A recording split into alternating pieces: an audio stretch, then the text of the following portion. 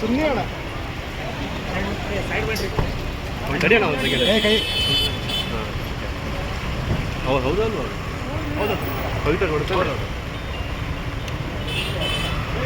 ಎಲ್ಲ ಅಲ್ಲಾಡಿಸ್ತಾರೆ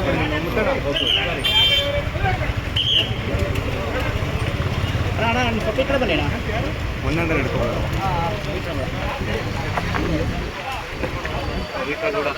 ಹೌದೌದೌದು. ಹಾಂ ಅಷ್ಟೇ ಇರು ಹಾಂ ಓಕೆ